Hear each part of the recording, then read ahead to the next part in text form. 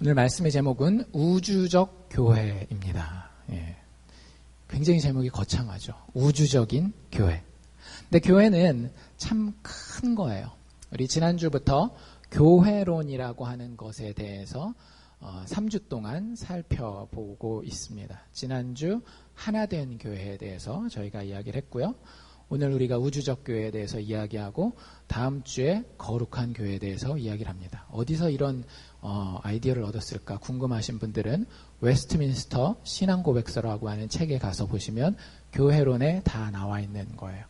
교회의 특징에 대해서 이야기할 때 교회의 유일성, 교회의 보편성, 교회의 거룩성을 항상 이야기를 합니다. 그래서 여러분들이 교회에 속했다라고 한다면 이런 것들이 여러분들의 모임을 통해서 그대로 드러나야 되는 거예요.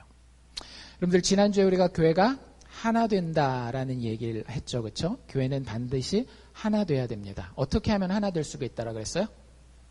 자주 모여가지고 같이 밥 먹고 자주 모여서 같이 프로그램하고 그러면 하나가 된다라고요? 아니라고 말씀드렸습니다. 행사를 같이 하고 같은 단체에 가입하고 그러면 교회가 하나 된다라고요? 아니에요. 교회가 하나 되는 길은 참 신비로운 길입니다. 우리의 육체의 눈으로 확인할 수 있는 그런 방식에 의해서가 아니라 성령에 의해서 하나 되는데 그 방법은 뭐냐면 예수 그리스도를 향한 하나의 신앙 고백을 통해서 교회는 하나 되는 거예요. 우리가 아무리 친해 보여도요. 여러분들 속으로는 다 딴 생각하고 있을 수 있어요. 여러분들이 정말로 교회 안에서 믿을 만한 친구를 한 명 얻고 싶다라고 생각하신다면요. 여러분들 스스로의 신앙 고백을 살펴보십시오. 그리고 여러분들의 신앙 고백과 예수를 향한 그 고백이 교회에 누구와 똑같은지를 찾으시면 여러분들 목숨을 바꿀 수 있는 친구를 사귀실 수 있는 거예요. 그게 교회의 하나됨입니다. 다른 거 가지고 하나 된다라고 괜히 생각했다가 교회에서 같이 동업하고 뒤통수 맞고 그러지 마세요. 교회는 예수 믿는 신앙 고백으로 하나 되는 겁니다. 오늘의 주제는 우주적인 교회라고 말씀드렸죠. 우주적인 교회는 사실은 지난주에 이야기했던 하나된 교회의 연장선상에서 이야기되는 내용입니다. 보편교회라는 말을 들어보셨는지 모르겠어요. 보편교회 들어보셨어요? 공교회라는 말도 들어보셨습니까? 영어로 영어 제목에는 제가 이 표현을 universal 하면 벌써 이제 영화사 막 생각하시는 분들이 있을 수 있는데 그게 아니고 universe가 우주잖아요. 그래서 universal 하면 우주적인, 보편적인, 어디에나 다 있는 이런 얘기를 가지게 되고요. 또 공교회라는 말은 공교회라는 말 잘 우리는 안 씁니다. 저희 교회는 잘 안 쓰죠. 근데 다른 교회들 저희는 옛날 버전 성경 쓰잖아요. 그렇죠? 새 번역을 쓴다든지 아니면 개역개정 쓰면서 사도신경을 하는 교회에 가보면 사도신경이 우리랑 조금 다르다라는 걸 아실 거예요. 주일학교는 아마 애들 거 해보시면서 보셨을 겁니다. 근데 거기에 보면 이런 얘기가 나와요. 거룩한 공교회와 성도가 서로 교제하는 것과 이런 표현이 나옵니다. 우리는 뭐라고 고백하죠? 거룩한 교회와 성도가 서로 교통하는 것과 이렇게 외우잖아요. 그렇죠? 근데 거기에 그 거룩한 공교회라는 표현을 씁니다. 영어 표현이 어떻게 되는가 하면 The Holy Catholic Church예요. 어디서 많이 들어보시지 않았어요? Catholic 무슨 뜻이죠? 천주교 이렇게 생각하시면 안 됩니다. 천주교 C는 대문자 C를 써요. 우리가 쓰는 Catholic은 문장 처음이 아닌 이상은 소문자 C를 씁니다. 그럼 그게 무슨 뜻이냐면 보편적인 공공의 다 전체를 아우르는 이런 뜻을 가지는 뜻이에요. 원래 Catholic이라는 단어 뜻이 그래요. 단어 뜻이. 그래서 교회가 그런 성질을 가지고 있습니다. 교회라고 하는 것은요. 예수의 죽음과 부활 안에서 하나님의 은혜의 실체를 인식하고 그것을 신뢰하는 믿음으로 무리가 하나 되었을 때에 그것을 교회라고 이야기를 하는 거예요. 그렇기 때문에 이 공동체는 이 교회라고 불리우는 큰 공동체는요. 시간과 공간을 초월해요. 역사와 국경도 넘어섭니다. 우리가 알칸사 사랑의 교회라고 할 때는 딱 제한이 되죠. 그렇죠? 요 사람들만 알칸사 사랑의 교회예요. 다른 교회 다니시는 분들은 알칸사 사랑의 교회 소속이 아니란 말이죠. 그런데 하나님의 우주적인 교회를 이야기할 때 그 교회는 몇 개일까요? 단 하나예요. 모든 2000년 전에 예수 믿었던 사람부터 그 이후로 예수 믿고 죽은 모든 사람들을 포함하고 앞으로 우리 이후에도 예수를 믿고 그 예수를 신뢰하고 예수만이 나의 의요 내 소망이라고 고백할 모든 사람을 포함하는 거예요. 한국말을 하는 우리만 포함하는 것이 아니라 미국에 있는 한국 사람들, 일본에 있는 한국 사람들, 한국에 있는 한국 사람들, 그리고 우리와 같은 말을 쓰지 않는 다른 모든 인종과 방언과 민족과 나라들을 다 포함하는 그 안에서 예수를 신뢰하기로 다짐한 사람들의 모임을 우리는 하나님의 교회, 즉 우주적 교회 혹은 다른 말로 보편교회, 공교회라고 이야기를 합니다. 교회는 그런 의미에서 하나님이 예수 그리스도 안에서 택하신 유일한 기관이자 단체예요. 가정도 하나님이 세우시긴 했지만요. 예수 그리스도의 피를 가지고 세운 유일한 공동체는 가정보다도 더 소중하게 하나님이 교회를 세우신 겁니다. 그래서 여러분들 정말로 잘 생각하셔야 돼요. 아직도 듣기 거북한 분들이 분명히 있을 수 있어요. 여러분들이 가정을 사랑하는 것이 교회를 사랑하는 것을 뛰어넘는다라고 한다면 여러분들의 생각에, 여러분들의 사고방식에, 여러분들의 신앙관과 세계관에 어디인가에는 분명히 걸리는 부분이 있는 거예요. 가정이 소중하지 않다라는 얘기도 아니고 가정을 하나님이 세우지 않았다라는 이야기도 아니에요. 하지만 가정은 하나님께서 천지를 창조하실 때에 예수 그리스도의 피가 흘려지기 전에 세워진 기관입니다. 하지만 예수 그리스도의 피를 통해서 세워진 유일한 기관은 교회라고 하는 거예요. 그 교회는 단 하나입니다. 믿는 사람들의 회중. 오늘 본문에 그 모습이 정말로 영광스럽게 잘 나와 있어요. 여러분들 우리가 사실은 히브리서를 한번 쭉 봤단 말이죠. 그렇죠? 히브리서에서 제일 유명한 데가 몇 장이죠? 히브리서 11장. 무슨 장?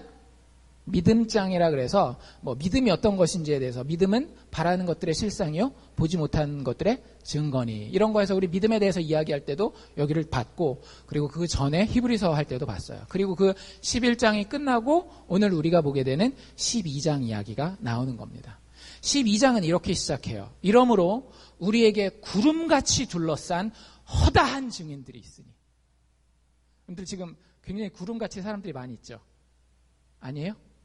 세볼까요? 하나, 둘, 셋, 넷, 다섯, 여섯. 30명이 채 안 될 거예요. 그렇죠? 30명을 가리켜서 성경이 구름같이 허다한이라고 이야기하지는 않았겠죠. 여기서 이야기하는 구름같이 둘러싼 허다한 증인들로 이루어진 이 공동체는 아까 제가 말씀드린 우주적인 교회를 이야기를 하는 겁니다. 그 모습이 어떤지를 히브리서 12장은 아주 잘 설명하고 있어요. 그러면서 특별히 집에 가서 꼭 한번 시간이 되시는 분들은 확인해 보시기를 바랍니다.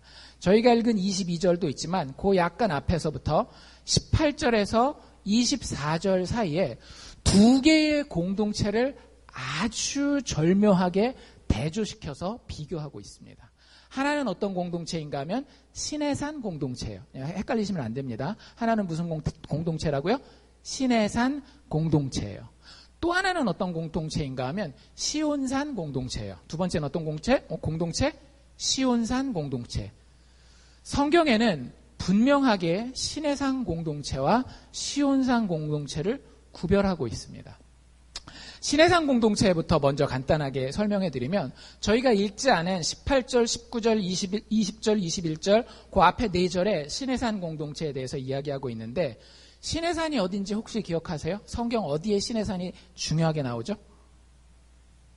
우리 출애굽기 할 때 나오는데 모세가 하나님과 만나고 십계명을 받는 그 산이 시내산이에요. 그 시내산에서 하나님의 공동체가 사람들이 모여서 하나의 회중을 이루게 됩니다. 그 공동체는 어떤 공동체냐면요, 모세 율법에 의해서 엮어진 공동체예요. 시내산 공동체는 어떤 공동체다? 모세 율법에 의해서 엮어진 공동체라는 거예요. 그러니까 어떤 공동체였어요? 이스라엘 백성들이 광야 생활할 때 모였던 그 회중을 시내산 공동체라고 이야기를 합니다. 그런데 그건 1차적인 적용이에요. 지금도 이 땅에도 교회 안에도 교회 밖에도 시내산 공동체가 있습니다. 시내산 공동체, 오늘날의 시내산 공동체는 이런 공동체예요. 두려운 존재로서의 신을 섬기는 공동체입니다. 여러분들에게 하나님은 어떤 분입니까? 그저 무섭고 두렵고 벌받을 것 같고 내가 잘못하면 지옥에 보낼 것만 같은 그런 두려운 존재로서만의 신을 섬기는 공동체가 있어요. 심지어는 교회라고 부르면서도 그 하나님만 아는 공동체가 있어요. 교회 안에도 그런 하나님에 대한 개념을 가지고 신앙생활을 하시는 분들이 있어요. 신의 산 공동체는 교회, 믿는 사람들에게만 존재하는 것이 아니라 오늘날 믿지 않는 사람들에게도 존재합니다. 어떤 식으로 존재하는가 하면 신의 산 공동체, 모세 공동체의 핵심은 뭐였는가 하면 율법이었거든요. 법이 있어서 그 법을 지키면 내가 상 받고 그 법을 어기면 벌 받고 하는 이런 공동체예요. 근데 신을 믿지 않지만 여러분들 인생을 살면서 여러분들 스스로도 많이 경험해 보셨을 거고 주변에 이런 사람들 많이 보셨을 거예요. 어떤 사람들? 인과응보에 의해서만 인생을 살아가는 사람도 있습니다. 내가 열심히 하면 성공할 거야. 내가 게을렀기 때문에 요거 실패한 거야. 인과응보만 가지고 살려고 하는 사람도 있어요. 꼭 도덕적으로 나쁜 사람들은 아닙니다. 근데 반드시 법에 의해서 항상 짓눌리면서 살게 돼요. 그들의 인생은 인과응보, 인과관계, 율법으로만 이루어진 삶입니다. 삶의 자유가 별로 없고요. 뭔가 열심히 해서 결과를 얻어도 그 다음이 또 불안해요. 왜? 내가 지금 상 받은 거는 기존에 했던 선한 일, 노력, 율법 지킴 가지고 얻은 거지 그 다음날 일은 또 내가 열심히 가서 율법을 지켜야 되거든요. 노력을 하고 내 스스로 뭔가 일을 이루어가야 되는 거예요. 그런 사람들이 모여서 공동체를 이룹니다. 가정 공동체도 그런 공동체가 있고요. 교회 공동체도 그런 공동체가 있고 세상에서 사람들끼리 모이는 공동체도 그런 공동체가 있어요. 그 사람들의 관계는, 그 공동체에서의 관계는 어떤 관계, 어떤 그림이 그려질까요? 생각해 보셨어요? 항상 법을 딱 가지고 따지는 사람들의 거기서 잘했으니까 칭찬해주고 못했으니까 벌 주는 사람들, 그 사람들 사이의 관계가 어떤 그림이 그려질 것 같으세요? 서로 율법 가운데에 다른 일을 판단하는 그런 모습이 그 공동체의 주된 모습입니다. 율법이 없는 사람들도 있겠죠. 교회 안 다니는 사람들 중에도 신의 산 공동체가 있다라고 그랬으니까. 율법이 없는 사람들은 율법을 만들어요. 그 율법은 뭐예요? 자기 기준이에요. 내가 인생 살아보니까 적어도 이 나이 때는 이렇게 하는 게 맞아. 엄마는 이렇게 하는 게 맞아. 아빠는 이렇게 하는 게 맞아. 이런 기준을 자기가 탁 세워요. 아니면 조금 종교적인 사람은 아까도 얘기한 것처럼 성경에 가서 율법적인 행위 기준들을 다 따집니다. 그래서 그걸 가지고 다른 이들을 판단하는데 특징이 있어요. 어떤 특징이 있을까요? 절대적으로 자기를 그 기준 밑으로는 내려놓는다, 안 내려놓는다? 안 내려놔요. 내가 완벽하지는 않지만 최소한의 기준 위에 있다라고 생각해요. 늘. 그리고 그 법을 자기는 잘 지키는 거예요. 그런데 자기 눈에 꼭 거슬리는 사람들이 있죠. 그럼 그 사람들이 대부분이에요. 여러분들 사실 여러분들의 기준을 만족시키는 사람이 여러분들 스스로 말고는 별로 없는 거 아세요? 참 그 기준이요 절묘해가지고요. 나는 되게 잘 지킬 수 있는데 다른 사람들은 내 남편도 내 아내도 내 새끼들도 되게 지키기 어려운 그런 기준들이거든요. 그래서 항상 그 기준을 가지고 공동체 생활을 하잖아요. 그럼 늘 뭐 하는가 하면 남을 판단하고 비난해요. 가끔씩 나보다 뛰어난 사람들이 나옵니다. 그리고 내가 최소한의 기준도 못 미치는 경우가 나올 수 있어요. 그럼 그 사람들은 어떻게 될까요? 엄청난 열등감과 엄청난 죄책감 가운데 어떻게 헤어나오지를 못해요. 그래서 그런 공동체에 술이 있는 거예요. 그런 공동체의 마약이나 육체적인 쾌락을 통해서 자신의 그런 못남을 잊어버리고자 하는 그런 시도들이 많은 거예요. 술 자체가 우리를 지옥 가게 하는 건 아니지만 그걸 해서 내가 뭔가 얻고자 하는 것이 하나님을 통해서만 얻는 것인데 내가 하나님이 아닌 그런 세상적인 도구들을 통해서 얻으려고 할 때에 그 공동체는요 서로 비난하고 서로 굉장히 탁탁한 관계를 가지고 갈 수밖에 없다라고 하는 거죠. 이런 공동체에 주로 드러나는 감정은 뭐냐면요 의무감이에요. 그리고 지루함이에요. 그리고 엄격함이고 두려움이에요. 여러분들 가정을 한번 살펴보십시오.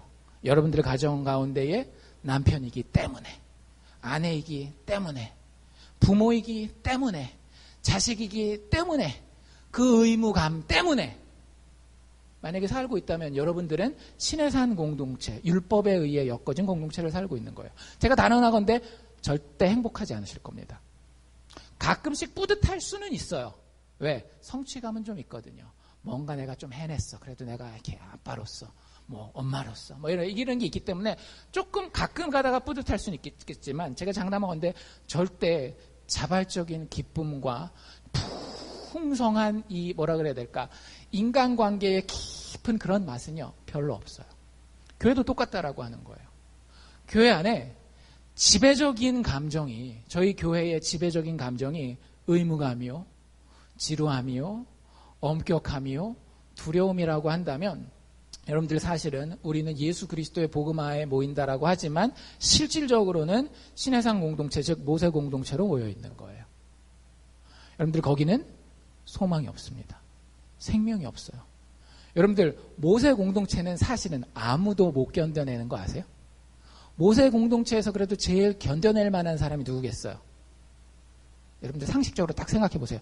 모세 공동체에서 그래도 제일 잘 겪어서 하나님의 은혜 받고 이럴 수 있는 사람이 누굴 것 같으세요? 모세 본인이죠. 근데 여러분들 우리가 읽은 22절 맨 앞에 보면 그 모세 공동체를 이끌었던 모세가 스스로 뭐라 그러는지 한번 들어보실래요? 모세가 이르되, 자기가 스스로 하는 얘기예요. 이스라엘 백성들한테. 야, 우리 율법 공동체잖아. 율법 공동체 대장인 나 모세, 내가 심히 두렵고 떨린다. 이게 신의 산 공동체의 특징이에요. 신의 산 공동체는요, 사실은 아무도 견뎌낼 수가 없습니다. 여러분들 교회가 그런 모습이 되어서는 안 돼요.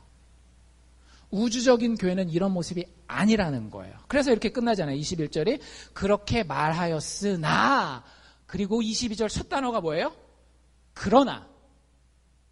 그리고 뭐라고 얘기를 하고 있는가 하면 너희가 이른 곳은 그런 곳이 아니라는 거예요. 너희가 이른 곳은 신의 산이 아니라고 하는 거예요. 신의 산은 거쳐가는 곳일 수 있어요. 하지만 우리가 최종적으로 도착한 곳은 신의 산이 아니라 무슨 산? 시온산이라고 하는 거예요. 시온산 공동체는 예수 그리스도의 의에 의해서 하나가 된 공동체입니다. 다시 한번 기억하십시오. 여러분들 정말로 교회의 진정한 보편교회의 우주적 교회의 일원이 되기 위해서는 여러분들 안에 예수 그리스도의 의만 존재해야 됩니다. 우리 지난주에 무슨 얘기 제가 드렸어요? 알곡과 가라지 말씀드렸죠. 교회 안에 진짜 교회가 존재한다라고 말씀드렸어요. 근데 여러분들이 그 진짜 교회인지 확인하는 방법은 뭐냐면요, 내 안에 예수 그리스도의 의가 가장 아름답게 그리고 유일하게 자리 잡고 있는지를 확인해 보시는 거예요. 세상에 좋은 것들이 많습니다. 내 자녀가 잘 되는 것도 좋은 것이고, 내가 사업을 성공하는 것도 좋은 것이고, 좋은 학교에 다니는 것도 좋은 것이고, 여러 가지 건강한 것도 좋은 것이지만 그 모든 것을 배설물처럼 여기고 예수 그리스도의 십자가 하나만을 바라보고 저기에 내 모습이 있구나, 저기에 내 소망이 있구나라고 그것만을 의로 여기는 사람들이 모이는 공동체를 성경은 시온산 공동체라고 이야기를 하고 있어요. 여러분들은 시온산 공동체에 속해 있습니까? 신의 산 공동체는 두려운 존재로서의 신만 섬겼죠. 시온산 공동체는 안 그래요. 시온산 공동체는 어떤 신을 섬기냐면요, 신비롭고 아름다운 신을 섬겨요. 여러분들에게 하나님은 신비롭고 아름다우며 여러분들 삶 가운데 지금도 다가오셔서 그 놀라운 우주적인 능력으로 여러분들을 살갑게 대하시는 분이십니까? 제가 진짜 24시간 넘게 전기가 없으면서 막 불평이 막 여기까지 나오려고 영적인 마음, 육적인 마음이 있잖아요.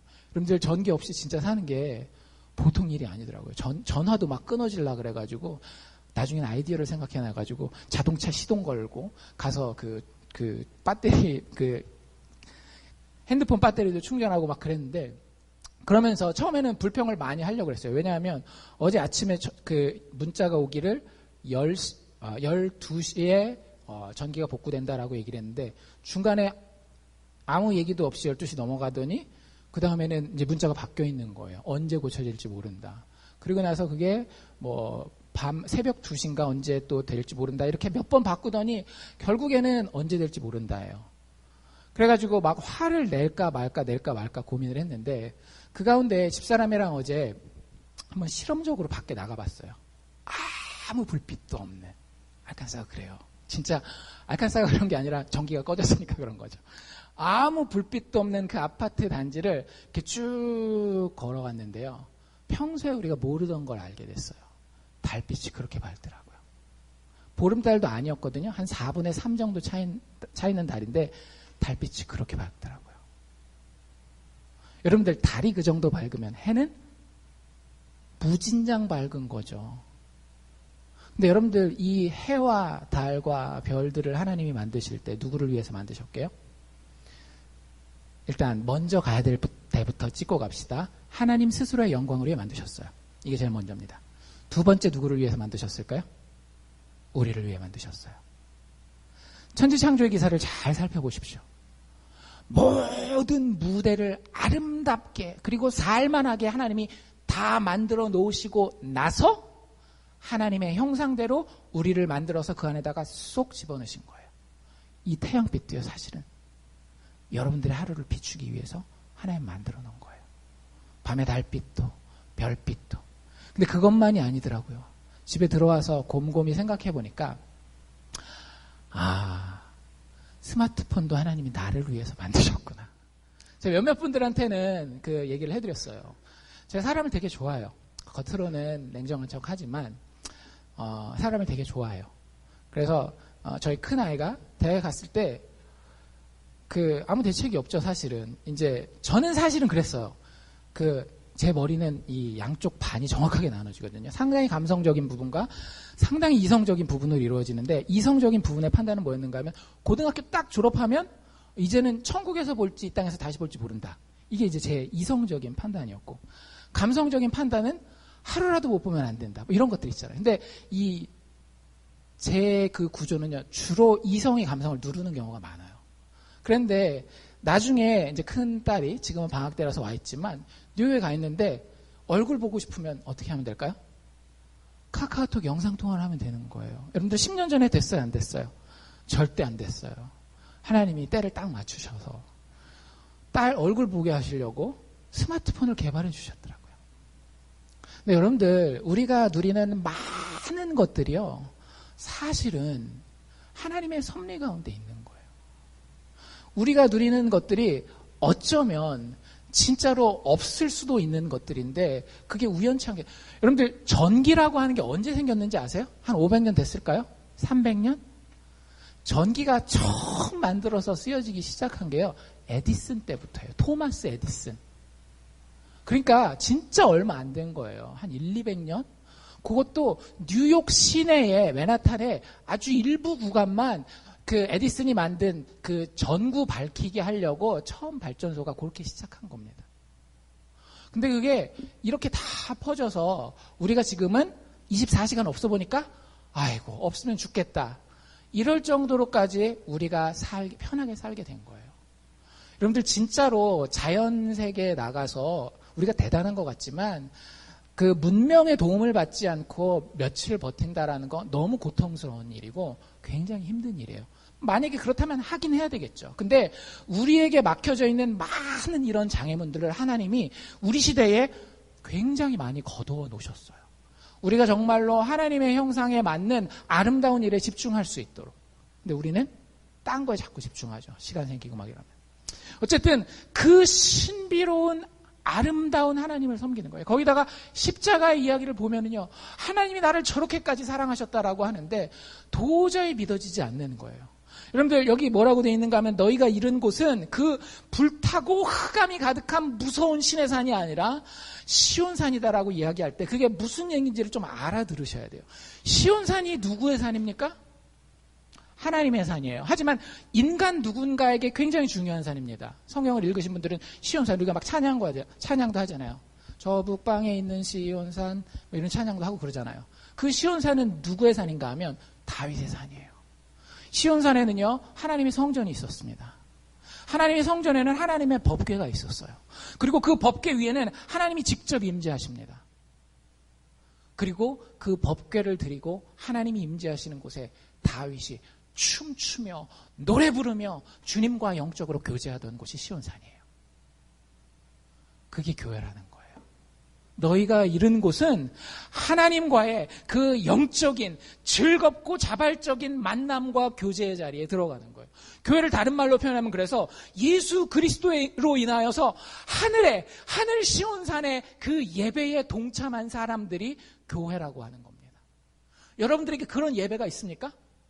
여러분들의 예배의 모습 가운데에 정말로 하늘 예배에 참석한 그 영광과 기쁨과 감격과 이런 놀라움이 있느냐라고 하는 거죠. 다윗이 기뻐 춤추고 아랫도리가 다 드러나는데도 그것도 모르고 하나님 좋습니다. 얼쑤 뛰놀 수 있을 만큼의 그런 예배의 모습이 우리에게 있느냐라고 하는 거예요.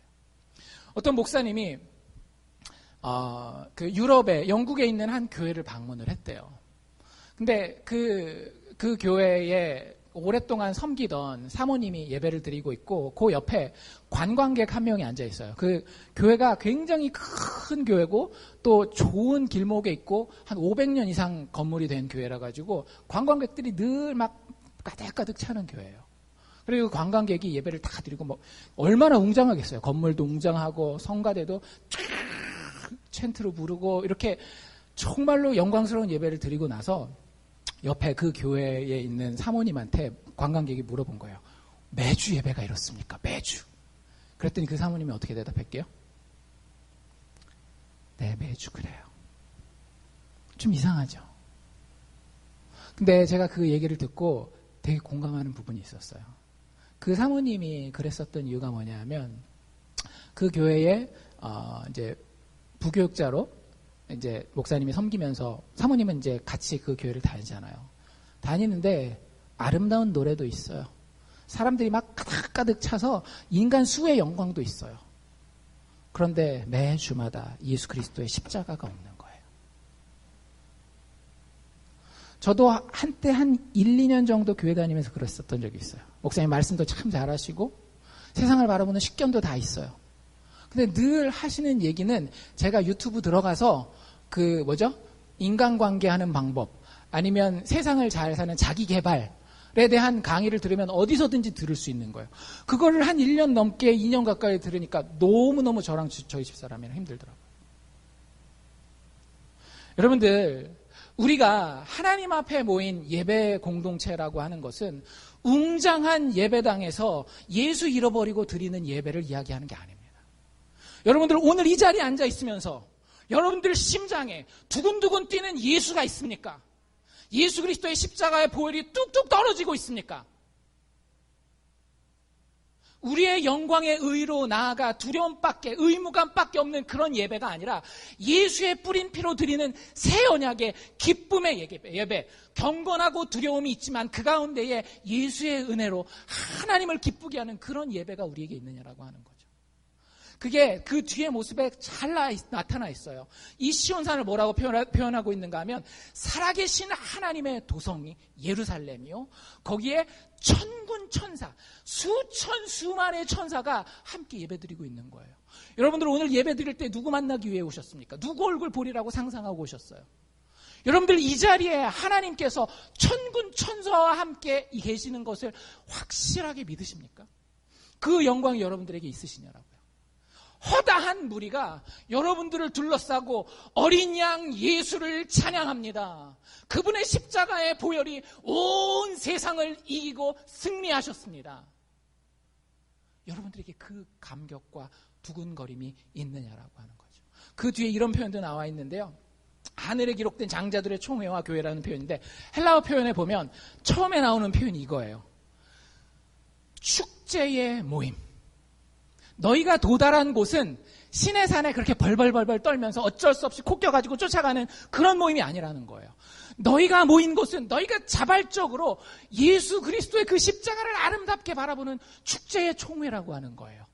그리고 그 총회를 다른 말로 뭐라고 얘기를 하고 있는가 하면 여기 정말로 하나님 앞에서 장자들, 하늘에 기록된 장자들이라고 하는 거예요. 여러분들 그거 믿으세요?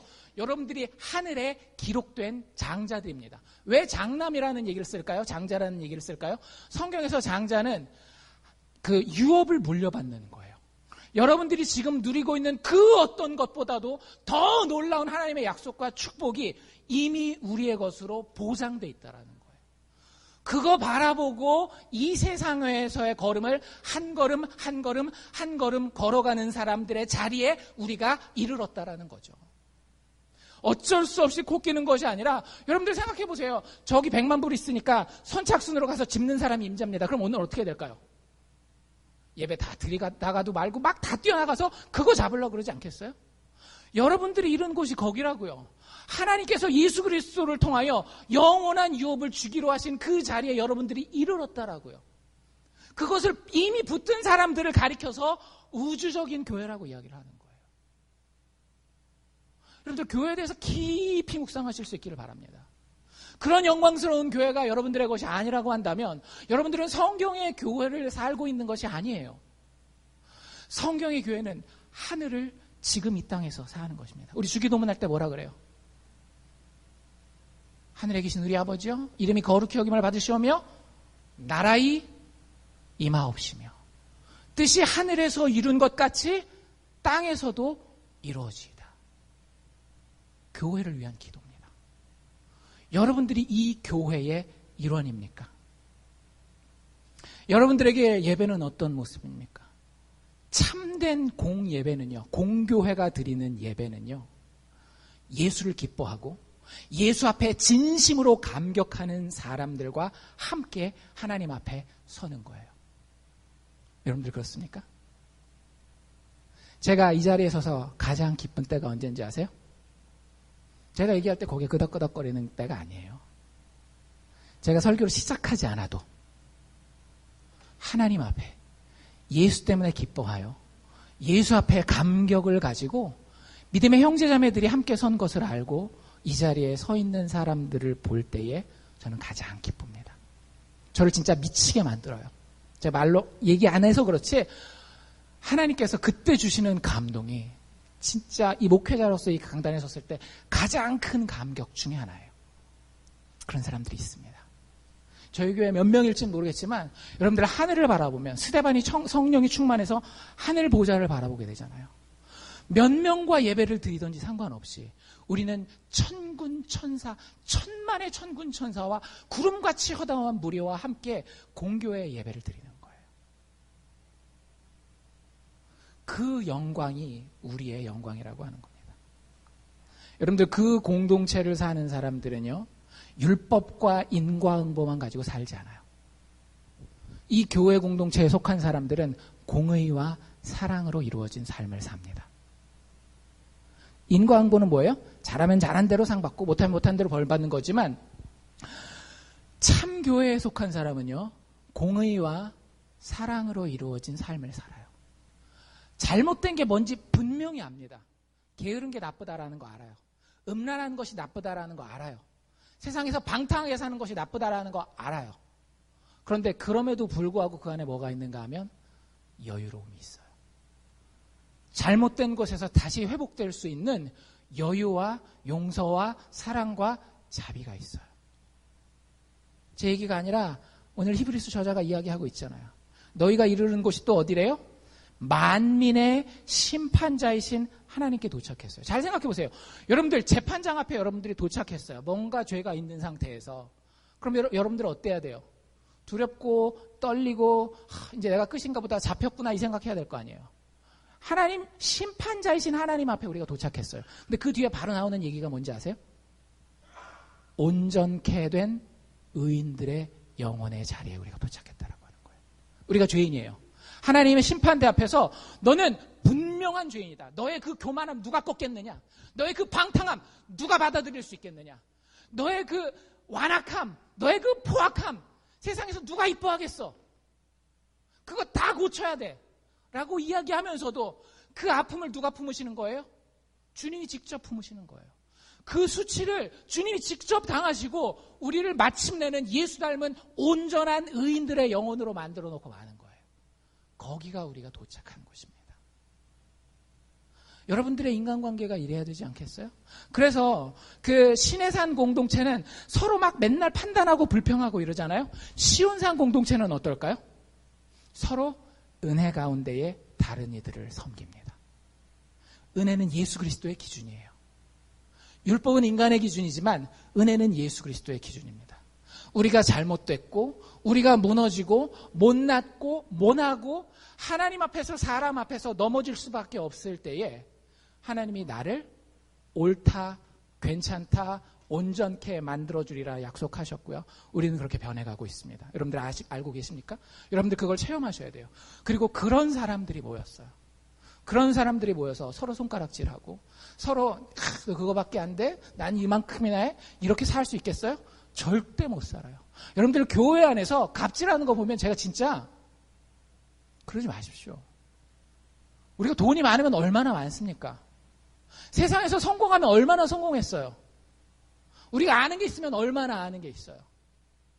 그거 다 하나님 앞에 배설물 같은 거예요. 그 배설물 같은 것밖에 없는 우리를 하나님이 예수 그리스도 안에서 존귀히 여기시고 받아주셨어요. 은혜가 우리의 기준입니다. 우리가 자녀를 대할 때도 은혜가 기준이에요. 공의를 모르는 것 아니지만 자녀를 대할 때도 은혜가 기준이에요. 여러분들이 남편과 아내를 대할 때도 그 사람이 잘하는 것 못하는 것 그것도 판단 못하는 바보 같은 사람은 아니지만 그래도 은혜가 기준이에요. 여러분들이 교회에서 누군가를 만나고 그 사람들에게 어떤 말을 들어도 여러분들이 그 사람에게 할 만한 또박또박 법적인 절차가 있다 할지라도 우리의 기준은 여전히 은혜입니다. 왜? 우리가 그렇게 부름받은 공동체이기 때문에.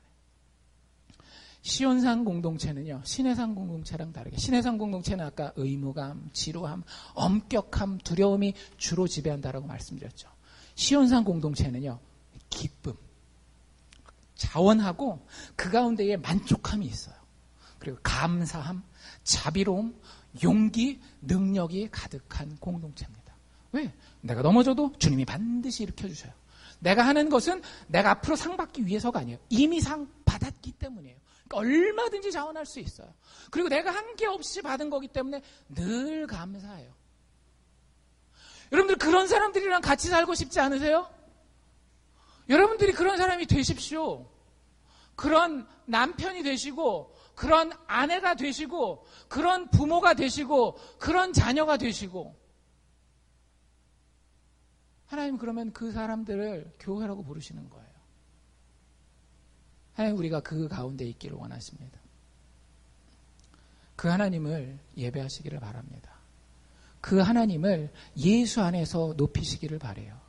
우리가 이런 곳은 또 어디래요? 24절에 보면 새 언약의 중보이신 예수에게 도달했대요. 여러분들 예수에게 도달해 있는 삶을 사십니까? 예수에게 도달해 있는 영혼을 가지고 하루하루를 즐기면서 기쁨 가운데 승리하고 사세요? 왜? 그 예수의 피가 아벨의 피보다 더 낫게 말하기 때문에. 그게 뭔 얘기예요? 여기 그렇게 나와 있잖아요. 아벨의 피보다 더 낫게 말하는 뿌린 피에 우리가 도착했대요. 그게 무슨 얘기예요? 아벨의 피는 어떤 피입니까? 여러분들 아벨의 피 아세요? 아벨은 의인이에요? 죄인이에요? 의인이었어요. 아무 죄가 없이 자기 형 가인에게 돌에 맞아서 죽잖아요. 아벨의 피는 뭘 부르짖습니까? 아벨의 피는 정의를 부르짖는 피예요. 아벨의 피는 복수를 부르짖는 피입니다. 아벨의 피는 시원하여 주시옵소서 하나님께 심판을 부르짖는 그런 피예요. 여러분들 그런 피도 필요합니다. 왜?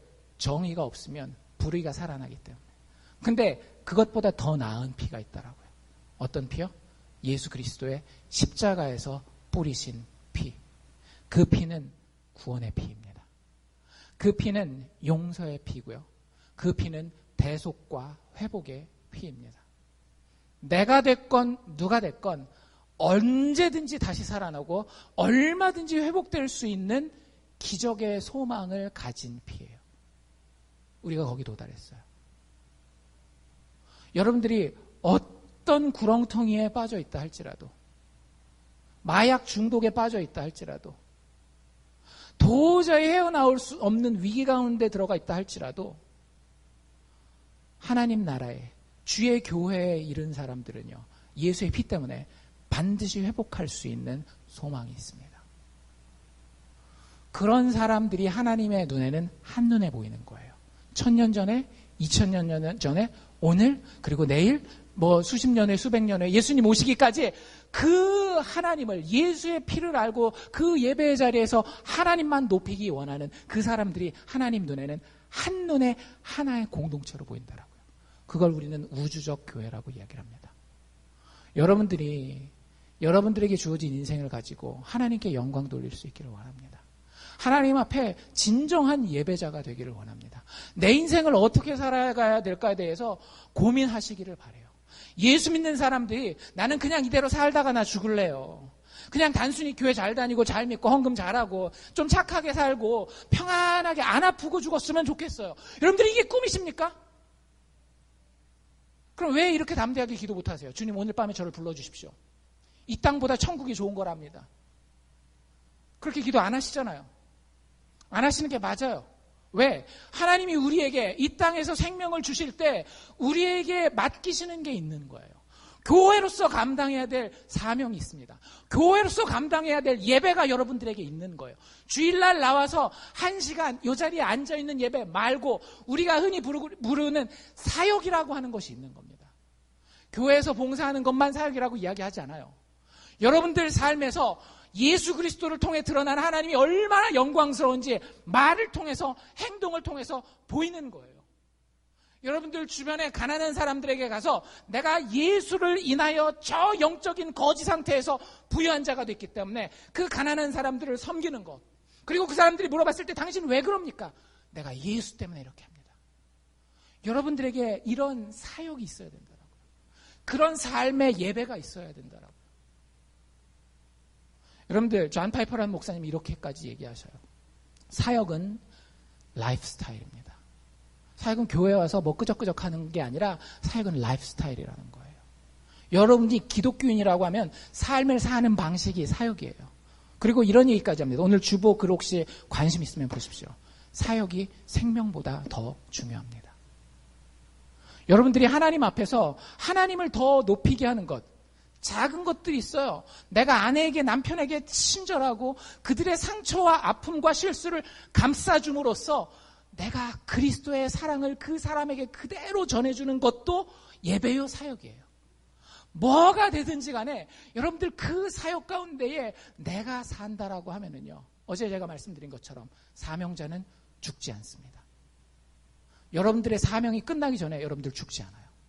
그게 우리의 신앙의 내용이에요. 그 정도 용기를 가지고 살 수 있어야 우리는 비로소 그리스도인이라고 부를 수 있는 겁니다. 여러분들, 우리가 사역할 때 우리는 너무 작게 생각해요. 맨날 우리 교회만 생각해요. 우리 교회가 전도잔치 했는데, 그래서 내가 가서 무슨 전도를 열심히 했는데, 우리 교회 이번에 전도 대잔치 했는데 한 명도 안 나와서 해서 막 실망하고 그래요. 한국 교회들 많이 전도잔치 하잖아요. 1년에 한 번씩 하고 2번씩 하기도 하고 그래요. 근데 제가 여기 와서 곰곰이 느끼고 하나님이 저로 보고 깨닫게 하신 게 있어요. 저희가 속한 컴벌랜드 장로교단이요, 굉장히 독특한 교단이더라고요. 주로 교회들이 시골에 있어요. 저희 교회 정도면 굉장히 도심지에 있는 거예요.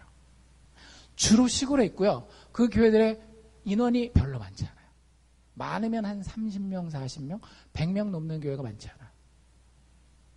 적은 교회는 너댓 명도 보인대요. 근데도 교회가 서요. 목사님 사례 제대로 드릴 수 있을까요? 없을까요? 없어요. 근데도 교회가 서요. 만약에 여러분들이 단지 교회 중심적으로만 교회를 생각하고, 내 교회 중심적으로만 교회를 생각하고 사역하고 거기서 하나님을 섬긴다라고 하잖아요. 그럼 지쳐나가 떨어집니다. 왜? 전도해도 효과가 없고 내가 사역해도 열매 맺는 게 없으니까. 근데 여기 보니까 이렇게 하더라고요. 우리는 개교회에만 속한 존재가 아니라는 거예요. 우리는 어디에 속해 있어요? 우주적인 교회에 속해 있어요. 내가 지금 하는 일이 내 교회에서 열매 맺을 수도 있지만 아닐 수도 있어요. 여러분들, 그래서 컴벌랜드 장로교단에 시골교회들이 사는 거예요. 우리가 노회에다가 후원금도 내잖아요. 그 당회나 중직회에 들어오신 분들은 아실 거예요. 그거 왜네? 라고 생각할 수 있을지 모르겠지만 우리가 생각하는 하나님의 교회는 내 눈에 보이는 지역교회보다 훨씬 더 크기 때문에 그 하나님의 보편교회를, 우주적인 교회를 바라보고 하나님 앞에 헌신하는 거예요. 여러분들, 우리 교회가 그런 교회가 될 수 있으면 좋겠습니다. 여러분들, 우리 교회는 언젠가 없어질지도 몰라요. 왜? 한인 이민이나 한인 인구가 줄어들면 여러분들 10년 지나고 20년 지나고 50년 지나고 100년 지나면 그 교회가 남아있으리라는, 미국 교회들도 100년 지나면 안 남아있는 교회들이 많아요. 근데 그거 인간적인 제도와 조직 남기기 위해서 우리가 삽니까? 아니죠. 우리는 하나님 나라의 주의 우주적인 교회의 영광을 위해서 사는 사람들이라고요. 그러면 우리는 교회 중심을 넘어서서 하나님 나라 우주적인 교회의 중심의 관점을 가지고 살고 예배하고 사역해야 되는 겁니다. 예수를 섬기는 것, 단순히 인간적인 교제를 통해서 교회를 세워가려고 하지 말고 눈에 보이지 않는 그 하나님 나라가 얼마나 영광스럽게 설 것인가를 여러분들 상상해보고 그 교회를 세워가실 수 있기를 바랍니다. 요즘 들어 저한테 가끔씩 사역을 제안하는 분들이 있어요. 저희 교회 안에. 이런 사역하면 좋겠습니다. 이렇게 영혼들을 섬기면 좋겠습니다. 참 감사합니다. 그 사역들의 대부분은 저희 교회가 열매를 못 담아먹을 수 있는 것들도 많거든요. 근데 하나님께서는 그 시점을 좋아하시는 거예요. 여러분들이 평생을 살면서 예수의 아름다움을 위해서 사시기를 바랍니다. 그러면 여러분들은 보편교회, 우주적인 교회의 일원으로서 하나님 앞에 가장 아름다운 예배자가 되는 겁니다. 우주적인 교회는 진동치 못할 나라입니다. 제 얘기가 아니라 여기 28절에 그렇게 나와 있어요. 우리가 진동치 못할 나라를 받았은즉. 우주적인 교회, 여러분들이 참된 그리스도인이라고 한다면 그 교회는 진동치 못할 나라입니다. 그 교회는 단지 이 알칸사 사랑의 교회라고 하는 한 지역교회만 머무르지 않아요. 그리고 이 한 시대에만 머무르지 않아요. 모든 시대와 모든 지역을 아울러서 하나님의 영광을 드러내게 됩니다. 바라기는 이 알칸사 교회가 그 우주적인 교회의 영광스러운 한 보석이 되기를 주의 이름으로 축원합니다.